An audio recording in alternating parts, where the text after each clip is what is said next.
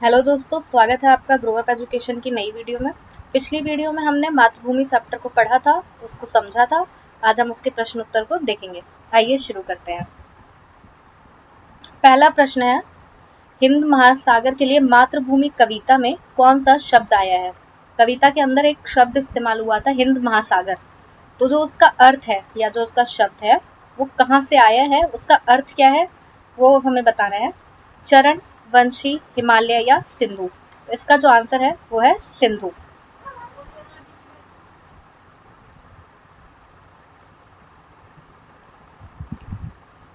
Next, मातृभूमि कविता में मुख्य रूप से भारत की प्रशंसा की गई है, भारत के महापुरुषों की जय की गई है, भारत की प्राकृतिक सुंदरता की सराहना की गई है, भारतवासियों की वीरता का बखान किया गया है। तो जो मातृभूमि कविता है उसमें मेनली क्या करा गया है, भारत की प्राकृतिक सुंदरता की सराहना की गई है उसमें। उसका आंसर क्या होगा, सी। थर्ड क्वेश्चन पे चलते हैं। अब अपने मित्रों के साथ चर्चा कीजिए और कारण बताइए कि आपने यह उत्तर क्यों चुने हैं। हमने जो ऊपर दो क्वेश्चन सॉल्व करे हैं, अब उसका पूछ रहा है कि आपने ये आंसर क्यों चुने, अपने दोस्तों के साथ चर्चा करके हमें बताइए। तो पहला जो था जिसमें हमने सिंधु चुना था वो हमने क्यों चुना, आइए पढ़ते हैं। हिंद महासागर का प्राचीन नाम सिंधु महासागर था, जो प्राचीन भारतीयों द्वारा रखा गया था। जो हमारा हिंद महासागर है उसका जो प्राचीन नाम था वो सिंधु था, जिस कारण जो हमारे कवि हैं उन्होंने सिंधु शब्द इस्तेमाल किया था। भारत के नाम पर इस सागर का नाम हिंद महासागर रखा गया। उसके बाद जब भारत था तो भारत के नाम पर उसका नाम हिंद महासागर रख दिया गया। कविता में सोहनलाल द्विवेदी ने हिंद महासागर से अपनत्व के कारण इसे सिंधु नाम से पुकारा है, इसलिए सिंधु शब्द का विकल्प चयन करना उचित होगा। आगे सेकंड देखते हैं। मातृभूमि कविता में कवि सोहनलाल जी ने भारत के पर्वतों, नदियों, वृक्षों, मलय पवन, घनी अमराइयों आदि की चर्चा अधिक की है। मीन्स उन्होंने क्या किस हमारे नेचर के बारे में ज़्यादा बताया, पर्यावरण के बारे में ज़्यादा बताया, जैसे पर्वत हैं, नदियाँ हैं, वृक्ष हैं, मलय है, पवन, घनी अमराइयाँ जो हैं उनके बारे में। इसीलिए जो भारत की प्राकृतिक सुंदरता की सराहना की गई है। यही जो विकल्प है ये चुनना हमारे लिए उचित हो। या संदर्भों से मिलाइए, इसके लिए आप शब्दकोश, इंटरनेट या अपने शिक्षकों की सहायता ले सकते हैं। यहाँ पे शब्द दिए हुए हैं, यहाँ पे अर्थ या संदर्भ दिए हुए हैं, तो आइए इनका मिलान करते हैं। पहला क्या लिखा हुआ है, हिमालय। जो हमारा हिमालय है वह क्या है, वह भारत की उत्तरी सीमा पर फैली हुई एक पर्वतमाला है। तो इसका आंसर यहाँ से ये है। नेक्स्ट क्या है, त्रिवेणी। हमारी त्रिवेणी क्या है, यह 3 नदियों की मिली हुई एक धारा है, संगम है जिसे कहा जाता है। इसका आंसर ये है। नेक्स्ट मलय पवन। मलय पवन क्या है, एक दक्षिण भारत के मलय पर्वत से चलने वाली सुगंधित वायु। इसका आंसर कहाँ है, थर्ड का आंसर है 6 पॉइंट पे। नेक्स्ट सिंधु। हमारा सिंधु क्या है, समुद्र है, एक नदी का नाम है। तो इसका आंसर है 8 पॉइंट पे,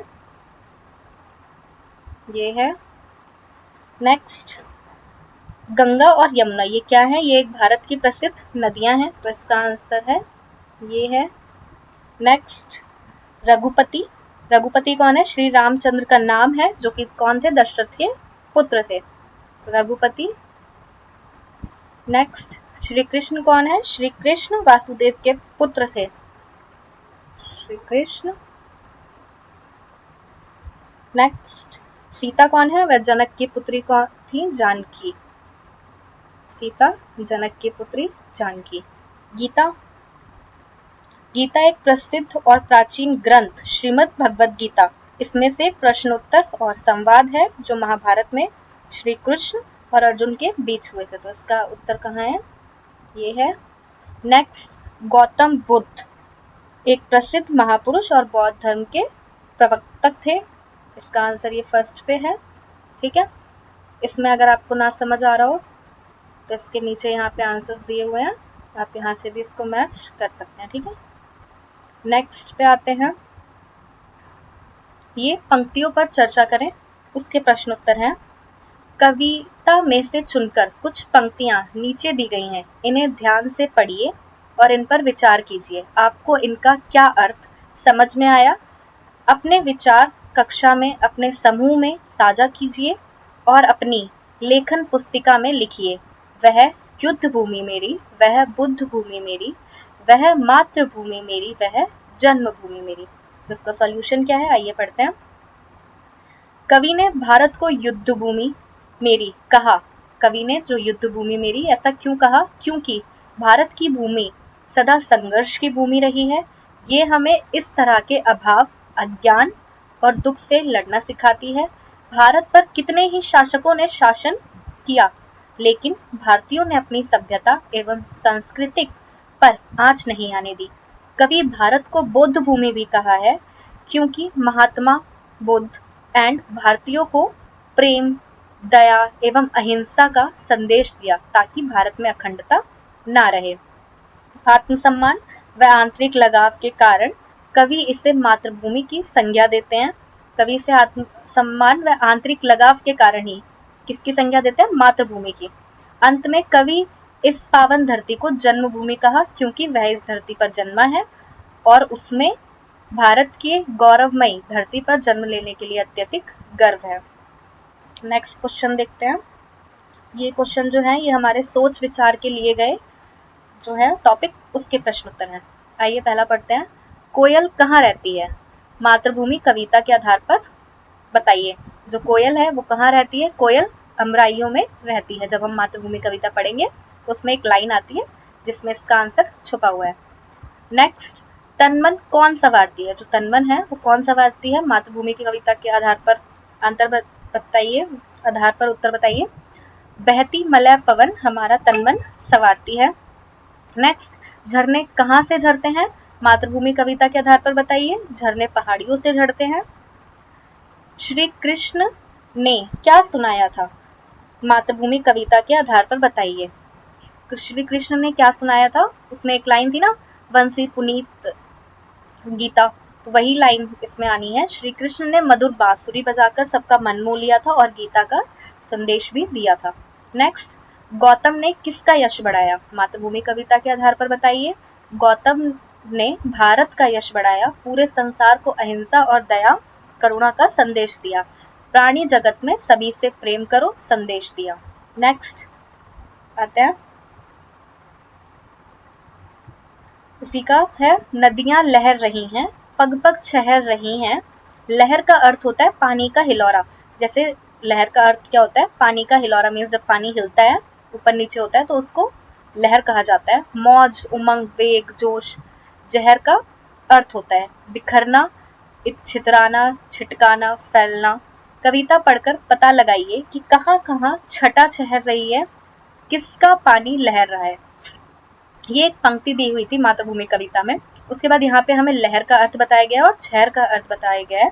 उसके बाद नेक्स्ट हमसे क्या पूछा गया है कि कहाँ कहाँ छटा छहर रही है। हमें ये बताना है कि कहाँ कहाँ जो छटा थी वो छहर रही थी और किसका पानी जो था वो लहर रहा था। आइए आंसर देखते हैं इसका। नदियों के किनारों पर नदी में तेज लहर आने पर जो जल है वह दूर दूर तक फैल जाता है और नदी तेज वेग में हिलोरे लेकर आगे बढ़ती है। सेकंड, गंगा यमुना और त्रिवेणी, गंगा यमुना एवं सरस्वती का संगम स्थल है, में पानी जो है वो हिलोरे लेकर उमंग, जोश एवं मस्ती से आगे बढ़ रहे हैं।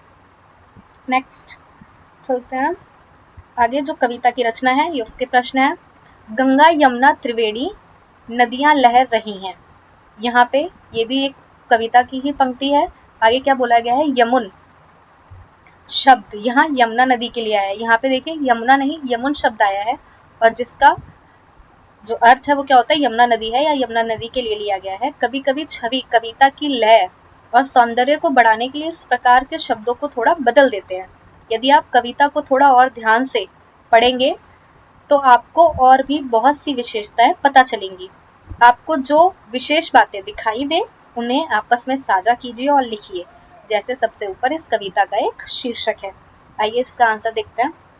ये इसका सॉल्यूशन है।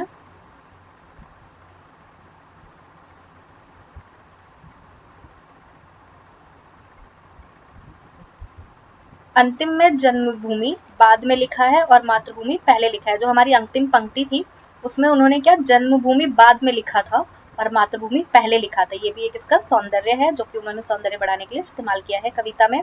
अच्छे शब्दों का चयन करा है, जैसे बहते शब्द को झरते लिखा गया है, ये भी एक उनका सौंदर्य बढ़ाने के लिए इस्तेमाल किया गया शब्द है। जैसे हिंद महासागर को सिंधु कहा गया है। द्वंद्व समास देखे गए हैं, जैसे तन्मन। कुछ छंदों में हर पंक्ति की शुरुआत और अंत समान से की गई है, जैसे कि मेरी मेरी यहाँ पे लिखा हुआ है, वह युद्ध भूमि मेरी, वह बुद्ध भूमि मेरी। ये भी सौंदर्य बढ़ाने के लिए इस्तेमाल किए गए हैं। भूमि के लिए कई शब्दों का प्रयोग किया गया। भूमि के लिए उसमें कई शब्दों का प्रयोग किया गया, जैसे धर्म भूमि, कर्म भूमि, जन्म भूमि, मातृभूमि, युद्ध भूमि और स्वर्ण भूमि आदि।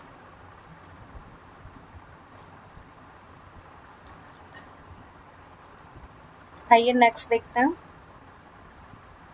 नेक्स्ट ये मिलान है, जो स्तंभ पहला है हमारा, इसको स्तंभ दूसरे से मिलान करना है। इसका सॉल्यूशन फर्स्ट का है, वह जन्मभूमि मेरी, वह मातृभूमि मेरी। तो इसका आंसर क्या होगा कि मैंने उस भूमि पर जन्म लिया है, वह भूमि मेरी माँ समान है।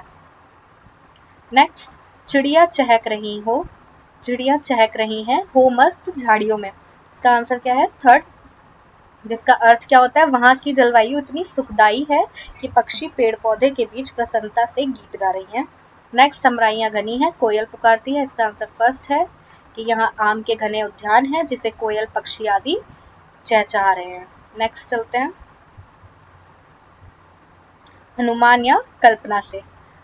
अपने समूह में मिलकर चर्चा कीजिए कि अमराइयाँ घनी है, ये भी एक कविता की ही पंक्ति है। अमराइयाँ घनी है, कोयल पुकारती है, कोयल, तो ये एक पंक्ति दी हुई है हमें, और इसके आगे हमसे प्रश्न पूछा गया। क्या पूछा गया है कि कोयल क्यों पुकार रही होगी। यहाँ पे बोला गया ना कोयल पुकारती है, तो कोयल क्यों पुकार रही होगी और किसे पुकार रही होगी और कैसे पुकार रही होगी, हमें इनका आंसर देना है। नेक्स्ट लाइन क्या लिखी हुई है कि बहती मलय पवन है, तनमन सवारती है।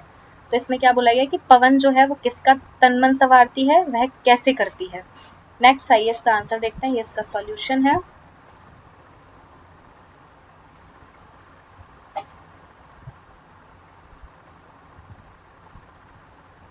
पहला क जो था, अमराइयाँ घनी है, कोयल पुकारती है। इसका प्रश्न क्या पूछा गया था हमसे कि कोयल जो है वो क्यों पुकार रही होगी, किसे पुकार रही होगी और कैसे पुकार रही होगी।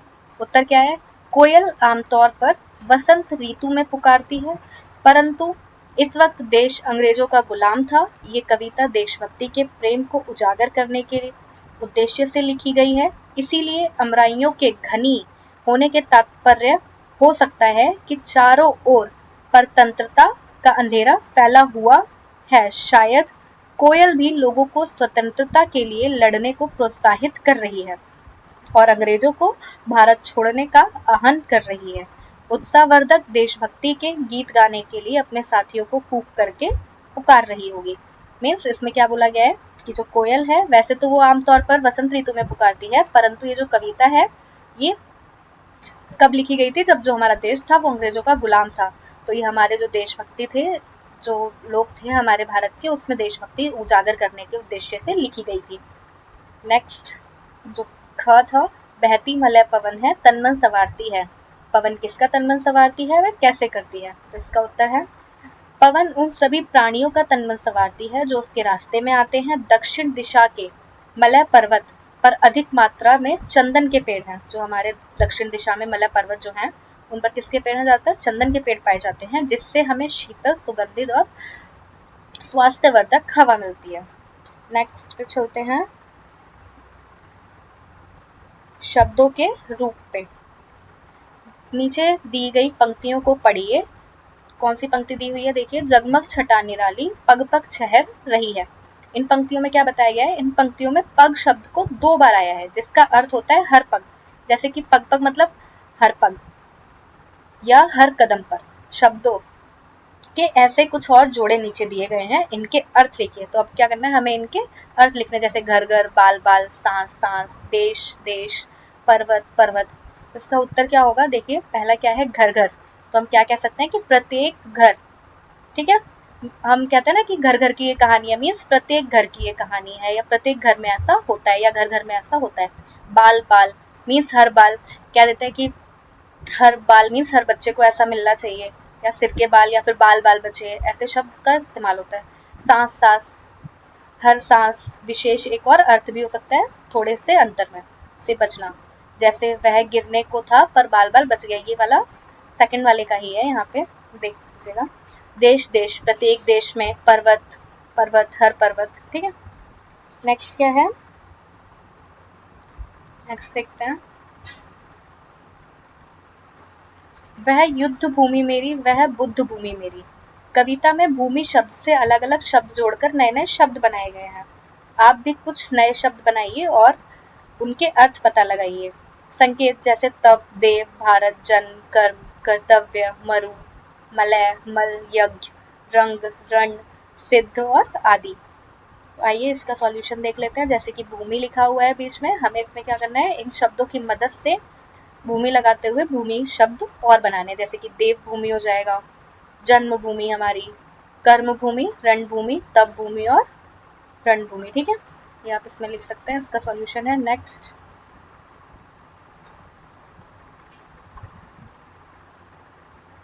आइए, थोड़ा भिन्न और थोड़ा समान का ये जो है, ये प्रश्न है। क्या बोला गया है कि नीचे दी गई पंक्तियों को पढ़िए। जैसे कौन सी पंक्ति दी हुई है, जग को दया सिखाई, जग को दिया दिखाया।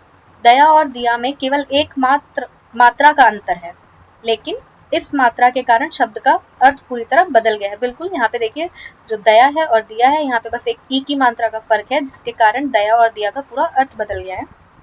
आप भी अपने समूह में मिलकर ऐसे शब्दों की सूची बनाइए जिसमें केवल एक मात्रा का अंतर हो, जैसे घड़ा और घड़ी। ऐसे ही हमें और शब्द ढूंढने हैं जिसमें क्या हो, बस एक मात्रा का अर्थ हो। जैसे कि यहाँ पे सॉल्यूशन में लिखा हुआ है, चांद, चांदी, घट, घाट, चना, चीन, मेला, मैला, दान और दीन, ठीक है। नेक्स्ट पे चलते हैं।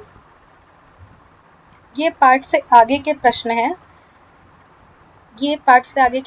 ये अक्सर पूछे नहीं जाते हैं आपकी एग्जाम वगैरह में, बट अगर आप चाहें तो इनको कर सकते हैं। मैं इनके आपको सॉल्यूशन प्रोवाइड कर देती हूँ। देखिए, पहला प्रश्न इसका है कि ये वाला है कि इस कविता में भारत का सुंदर वर्णन किया गया है। आप भारत के किस स्थान पर रहते हैं, वह स्थान आपको कैसा लगा है, उस स्थान की विशेषताएं बताइए। इसमें क्या बताना है कि भारत, जो हमारी कविता थी, उसमें भारत का सुंदर वर्णन करा गया था और उसमें भारत की कई जगह का सुंदर, ऐसे ही आप कहाँ पे रहते हैं भारत में, उस जगह का सुंदर वर्णन कीजिए। संकेत क्या है, जैसे कि प्रकृति वहाँ की कैसी है, वहाँ का खान पान क्या है, वहाँ की जलवायु क्या है। यहाँ पे सॉल्यूशन के लिए आपको कुछ संकेत दिए गए हैं, आप उस हिसाब से कर सकते हैं। जैसे कि क्या है, प्रकृति लिखा हुआ है, आप अपने प्रांत में, मीन्स जहाँ पे आप रहते हैं, जो आपका शहर है, ईश्वरीय कृत सौंदर्य स्वरूप है क्या, पेड़ पौधे, नदियाँ, पर्वत आदि की शब्द की चर्चा कर सकते हैं। खान पान, आपके प्रांत का मुख्य भोज, मीन्स मुख्य जो खाना है, जो फेमस फूड है वो क्या है, वो आप बता सकते हैं, उनका वर्णन कर सकते हैं। जलवायु, मौसम कैसा है वहाँ का, बता सकते हैं।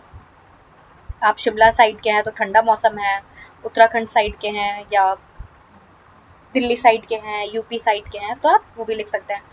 प्रसिद्ध स्थान क्या है, जैसे दिल्ली है। प्रमुख इमारतें हैं, जैसे कि कुतुब मीनार, इंडिया गेट, या आप कहीं और हैं तो वहाँ की प्रमुख इमारतें लिख सकते हैं। दार्शनिक स्थल, विशेष बगीचे, मैदान आदि की विशेषताएं बताते हुए लिख सकते हैं। सेकंड, जो इसका सेकंड है, वह अपने परिवार के किसी सदस्य या मित्र के बारे में लिखिए और आपको उनकी कौन सी बातें अच्छी लगती हैं। तो इसमें क्या लिखा गया है कि मेरे परिवार में मुझे मेरे पिताजी सबसे अच्छे लगते हैं, उनकी निम्नलिखित बातें मुझे अच्छी लगती हैं, ये आप लिख सकते हैं। नेक्स्ट है, जो श्री कृष्ण है, श्री कृष्ण ने सुनाई वंशी पुनीत गीता। वंशी बांसुरी को कहते हैं, यह मुंह से फूंक कर बजाया जाने वाला एक वाग यानी बाजा है। नीचे फूंक कर बजाए जाने वाले कुछ वागों के चित्र दिए गए हैं, इनके नाम शब्द जाल से खोजिए, वह चित्र बनाइए। मैं इनका सॉल्यूशन प्रोवाइड करवा देती हूँ, ये रहा इनका सॉल्यूशन, आप चाहें तो इसका स्क्रीनशॉट ले सकते हैं, ठीक है।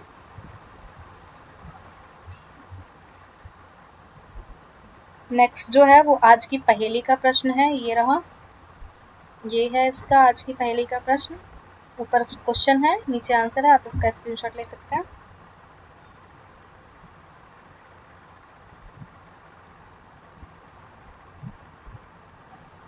नेक्स्ट ये जो है, ये साझी और समझ का प्रश्न है। क्या बोला गया है इसमें कि आपने मातृभूमि कविता को भी पढ़ा और वंदे मातरम को भी। अब कक्षा में चर्चा कीजिए और पता लगाइए कि इन दोनों में कौन कौन सी बातें एक जैसी हैं और कौन कौन सी बातें कुछ अलग हैं। तो इसका सॉल्यूशन है मातृभूमि एवं वंदे मातरम में समानता, ये असमानताएं हैं, और यहाँ पे वंदे मातरम के कुछ हिंदी में करके बताए गए हैं।